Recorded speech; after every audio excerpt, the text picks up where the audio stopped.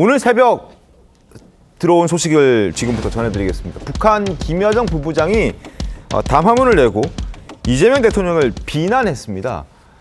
이재명은 역사를 바꿀 위인이 아니다. 그리고 한국은 우리 북한의 외교 상대가 될 수 없다라고 목소리를 높였습니다.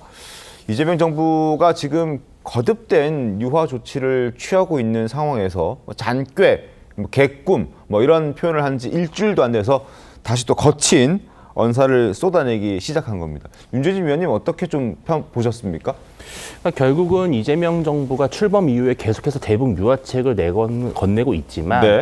여기에 결코 따라가지 않겠다라고 하는 강고한 입장을 보이면서 계속해서 이재명 대통령을 자극하는 것인데요. 결국은 두 가지를 원하는 겁니다. 일단 첫째는 국제사회에서 북한을 하나의 정상 국가로 인정을 하고 각종 대북 제재라든지 이러한 것들을 푸는데 네. 대한민국이 나서라. 그러지 않으면 의미 없다라는 것이고요. 두 번째는 바로 핵 보유국으로서의 북한의 지위를 인정해라. 한마디로 지금 북한이 원하는 가장 근본적인 것을 이재명 정부가 받아들이고 수용하고 굴복해야 된다 이겁니다. 이거를 받아주지 않으면 우리는 대화하지 않겠다라는 것인데요. 네. 자, 그러면 북한이 왜 이렇게 나올까?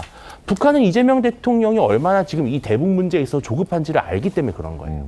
그러니까 이재명 대통령 과거에 노무현 문재인 대통령과 마찬가지로 이 민주당 정부가 들어섰기 때문에 어떻게든 남북 정상회담을 한다든지요. 네. 아니면 미국을 껴가지고 3자 회담을 한다든지 이런 뭔가 유화 이벤트를 한번 개최를 해야 되는데 이걸 하지 못하면은 이재명 대통령은 민주당 정권으로서의 무능함을 보일 수밖에 없다라고 조급할 수밖에 없는 거예요. 그렇기 때문에 북한이 이러한 약점을 딱 잡고 계속해서 더욱더 이재명 대통령이 굴종적인 대북 정책을 펴게끔 압박하고 있는 것을 이렇게 봐야 될 것 같습니다. 더 많이 해달라 이런 메시지로 해석이 된다는 말씀이었습니다. 이재명 대통령 그간 북한을 향해서 유화적인 메시지 많이 내놨죠. 한미연합훈련에 대해서도 방어적 성격이라고 얘기하는 모습도 있었습니다. 이재명 대통령 목소리 들어보시죠. 남과 북은 원수가 아닙니다. 어떠한 형태의 흡수 통일도 추구하지 않을 것이며 일체 적대 행위를 할 뜻도 없음을 분명히 밝힙니다. 지금 필요한 것은 긴장을 낮추기 위한 발걸음을 꾸준하게 내딛는 용기입니다. 작은 실천들이 조약돌처럼 쌓이면 남북이 함께 성장할 수 있는 그런 토대도 마련될 것입니다.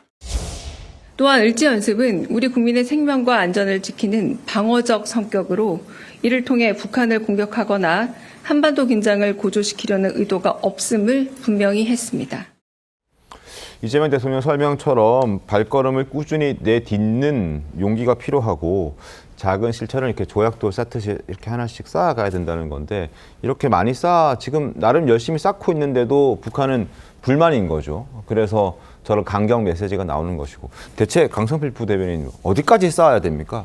네. 근데 이제 이재명 정부 들어선 지 2달 좀 넘었어요. 근데 여기에 대해서 잘했느니 못했느니 걱정하는 것이 저는 과연 이 시점에서 합당한가?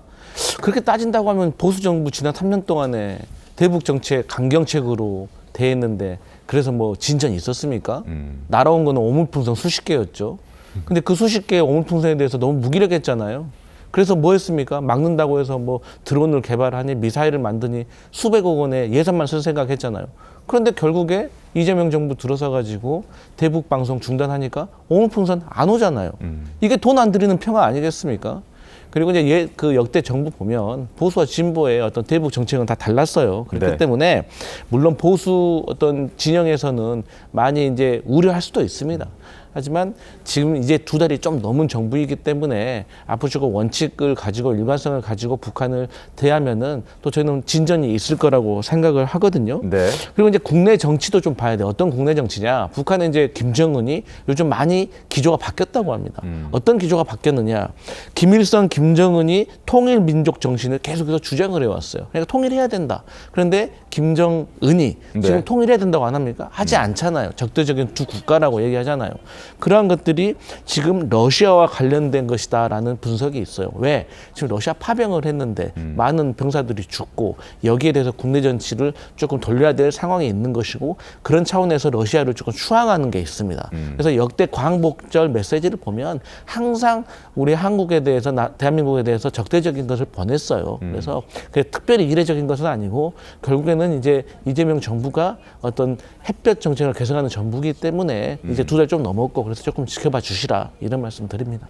그래도 2달밖에 안 되긴 했었습니다만 그래도 이 정도의 뭐 연합훈련도 뭐 방어적 성격이라고 얘기하고 알아서 지금 북한이 느꼈을 때 우리는 잘 모르지만 솔직히 그 대북 방송이 얼마나 큰 북한에게는 부담이고 스트레스인지를 많은 언론들이 보도를 했었습니다. 그리고 실제로 탈북자들 중에서는 그 대북 방송 듣고 탈북했던 사람도 많고요. 그래서 북한도 부담스러워하는 게 사실인데 알아서 철거하고 알아서 방송 중단하고 뭐 이런 과정들이 있었는데 이 정도 되면 북한도 뭐 오늘 아침처럼 뭐 이재명 대통령이 뭐 위인이 아니다라든지 아니면은 뭐 역사를 바꿀 위인 아니다 외교 상대가 될 수 없다 이 정도 메시지는 안 나와야 이제 뭐 아 그래도 북한과 우리나라가 그래도 얘기가 좀 되고 대북 평화를 위해서 조금 열심히 잘 하고 있구나라고 국민들이 인식하지 않을까요? 어떻습니까, 황대진 의원님? 뭐 그런 측면이 있지만 결국 북한은 나중에는 결국 이재명 대통령하고 대화를 하게 될 거라고 봅니다. 그래서 결국에는 그 지난 문재인 정부 때도 뭐 삶은 소 땡땡땡 하면서 네. 아주 극악한 말을 쏟아부었지만 결국 나중에 많이 만나지 않았습니까?